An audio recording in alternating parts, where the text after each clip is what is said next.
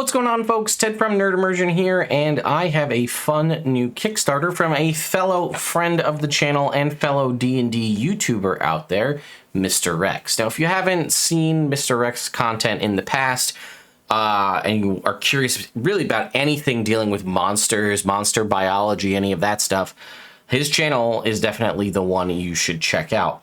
And he has his own Kickstarter, a 11 level adventure, takes you from 1 to 11, called Sands of Doom. And it's a really unique, interesting, gnoll-based sort of adventure. And we're going to dive into the Kickstarter here and take a look at it. But again, a couple of things. One, it's 1 to 11, so it's a solid range of content as far as what you'll be able to do. And 2, it's about gnolls, and gnolls are one of my favorite enemies to utilize in Dungeons and Dragons, so there's a little bit of bias there. So let's go ahead and take a look. As you can see, it does still have 14 days left to go, so we're about halfway through the campaign at this point. It is over 1,000 backers, and obviously has more than tripled its initial funding goal, so a bunch of stretch goals have started to be unlocked as well. So let's go ahead and take a look a little bit about it, the different pledge levels, timing, and things of that nature. So it says Sands of Doom is a 5th level campaign by MrRhexx for levels 1 to 11. A series of prophecies has been foreseen that the rise of an ancient evil who will bring 10 cataclysmic plagues upon the lands of, I think that's Al-Karat. I'm not sure how you pronounce it, but first 2 prophecies come true. War breaks out and the characters are forced to fight or face total annihilation. Also the art, I don't know if you can see this, so zoom in a little bit more. The art just looks absolutely fantastic. It says an undead army, where did that go? Of 30,000 gnolls marches towards the great tiefling city of Karat. Time is ticking, characters will have to find ways to unite the desperate species of the kingdom against the inevitable onslaught, find ways to weaken the enemy army, disrupt its crucial alliances, and delay their advance for as long as possible to have a chance at surviving the climactic final siege.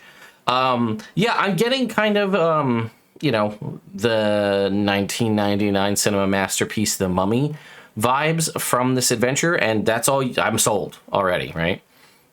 But there's more to it, and it even has sort of like an open world, constantly changing aspect, which I also very much like. So that it also says, as the corruption spreads, only the mysterious artifacts known as the Anubian relics have the strength to stem the darkness. Each of these legendary level magic items holds unique abilities powerful enough to shape the destiny of the wielder. So basically you're in a race against time to gather these relics to possibly stymie the enemy forces. And you can again see all of this right here as the siege is happening. All of these giant monsters and things. Looks awesome.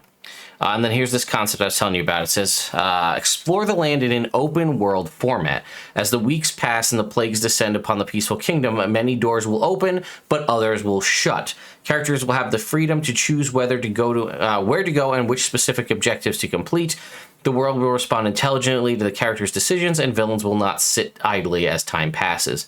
I mean, this is what we always want from when we ever hear we have like a true open world video game, right? You always want that where the world is dynamic, events are happening, whether you're there or not, something will be different, right? If you were there and able to stop this one building possibly from being destroyed, then the inhabitants of that building can help further the campaign going forward. Also, because of that nature, it in and of itself, not that everybody's always down to replay existing adventures, but if you're a DM and you're constantly looking for something to run, this adds unique variability and replayability to this adventure because, you know, one party might choose to do one set of things, which again, nice to see that the villains aren't just like, let me just sit in my castle and wait for the players to come along and do something. The world is moving, things are shifting and changing.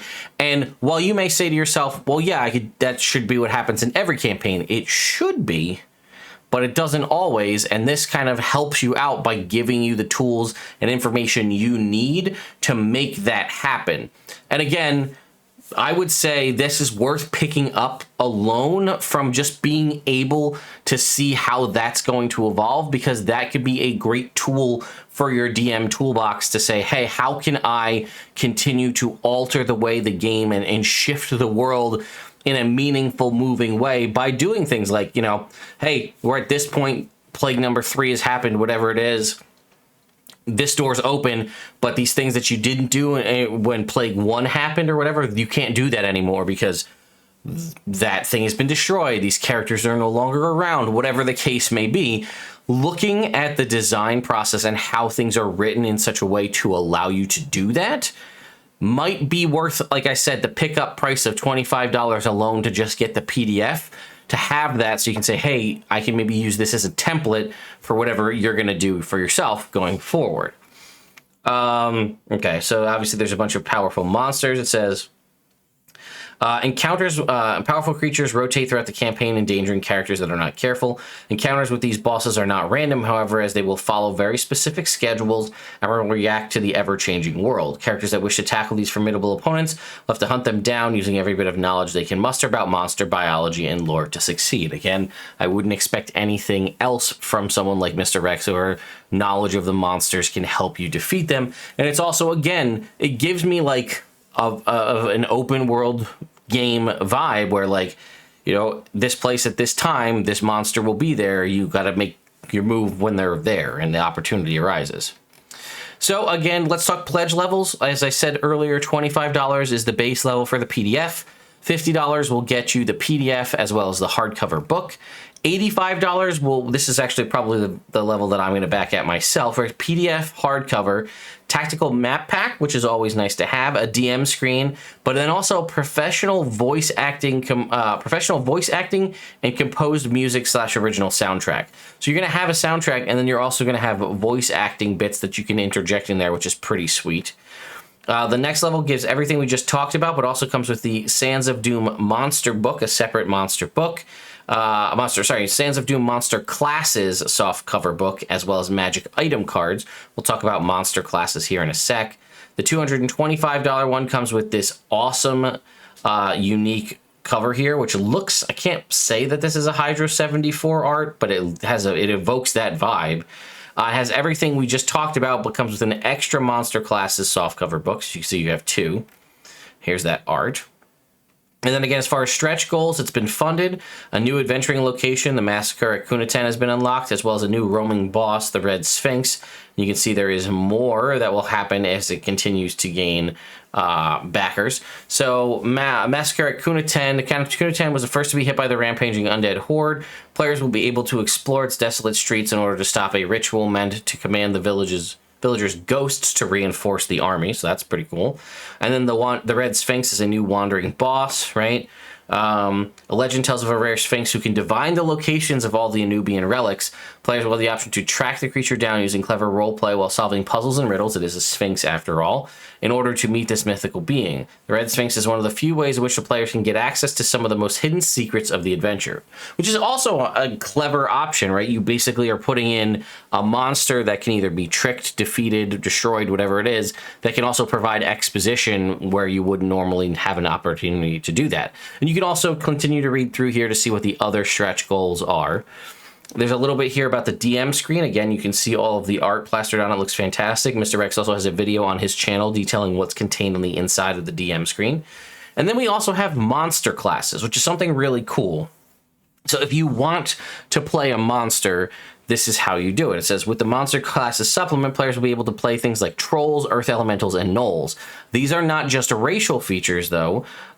These are fully developed character classes ranging from 1st to 20th level, with subclasses as well, designed to be thematic and lore-friendly. Included in the supplement are also story hooks and character building support so that you can bring these monsters right into the story. Note a PDF version comes included, as you can see here. So this is actually also a very clever way to introduce the concept of monstrous characters without having to basically nerf them. Because if you're looking at the features provided by something like playing a troll, right? You know that a troll, or maybe you don't know, but either way, trolls have regenerative properties where they can heal constantly unless they take either acid or fire damage. That is a little powerful as a player character option in and of itself, to just be like, oh, I'm just going to be a troll paladin or whatever you want to be, right? So instead of doing that, this is a troll class. You are a troll character, but you get to, this is leveling that as level 1 to 20, and playing as a troll. Again, there are subclass options as well. So this gives you the option to play something a little more monstrous, but balanced in such a way that it's not like you just playing this super powerful monstrous race with a base 5th edition class. This is something unique, which I thought is pretty awesome. There's the deck of magic items, right? 30 new magic items to populate your shops and whatever in the games. Also comes with over the 10 powerful Anubian relics, making it a total of 40 cards. Or 40 items. And then there are various add-ons that you can choose to do if you'd like. We can see there's what they don't tell you about magic items is a PDF where you can spend, basically how to spend your gold to buy magic items. As we've talked about many a time on this channel, the lack of buying and selling rules for magic items is one of the biggest downfalls of 5th edition. We also have armor redesigned, basically ways to go about adjusting, adding more interesting options and things to the armor system of the game, as well as magical materials and things of that nature. Monster classes, we have multiple options here, right? So Monster Classes 3 has Blood and Leaf, the Familiar, Treant, and Vampire, Heaven and Hell, the Deva, Succubus, and Ghost, and heavy hitters, the Dragon, Ogre, and Lycanthrope, as options for you to play, again, as those classes, which is pretty cool. I like the Familiar option. I think would be really fun. It says the softcover book of extra monster classes comes with exclusive new subclasses that are not found on any of the PDFs. Further, they will not be released in any other format or location other than this Kickstarter. Each monstrous class is getting one new subclass, including those that didn't have any subclasses to begin with. The Ogre, for example, gets the Ogre Magi, which functions as a completely alternate way of playing the Ogre. So if you're looking or interested in this concept of monstrous classes, this is going to be the time to pick these up, as you're going to have more options here in the softcover than you would anywhere else. And then you can see here is sort of the breakdown of what the add-on costs are. And there's just a little bit about MrRhexx, his channel, and then again, the typical stuff about shipping, Kickstarter, and so on. So it looks like for the PDF, we're looking at a delivery date of February 2024. Same thing for the hardcover copies as well. Let's see if we get any more information.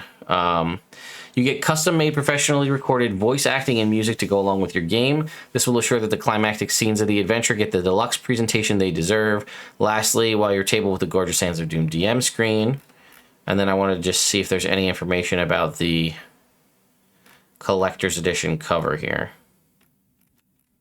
I don't think it says who did the cover, but either way, that art is fantastic. So yeah, there you go, folks. That is MrRhexx's Sands of Doom level 1 to 11 campaign over here on Kickstarter. I will have a reference link in the video description, so if you click that and decide to back it, it'll just help to show how many folks from Nerd Immersion went over to back the Kickstarter. And I think this is really awesome. It hits on a lot of things that I didn't know that I wanted or wanted to play in when it comes to 5th edition. I like the concept of the adventure, right? This sort of kind of seemingly inspired from Egyptian, mythology potentially, right? We have this concept of all of the different plagues hitting the lands, these special relics that can help stop it. I love the concept of the very open world situation where you can do things in an order that you want to do as the player, and then the world will shift based on your decisions. As I said, that might be worth it in and of itself just to see how MrRhexx has designed that to be done, so you can emulate it in your own game or use it however you see fit. We've got the new monsters, including the kind of wandering boss monsters, which again, I also like the concept of that one we talked about that was unlocked, the Red Sphinx. That is basically an exposition drop if your players decide to defeat it. And then again, all of the awesome add-ons, like things like the monster classes, which I am very excited to just check out and try, because I think that's a pretty awesome way to give players the fantasy of playing one of these monstrous creatures that are usually more powerful, like playing a dragon, right? How many people want to play a dragon? But this is done in such a way to balance it that you're not going to be like overshadowing the rest of the party. And also, how many people have ever wanted to play a familiar? Because I know people that have wanted to do that, and that seems like it could be really fun. So anyway, let me know your thoughts and opinions in the comments down below, and I will see you all next time.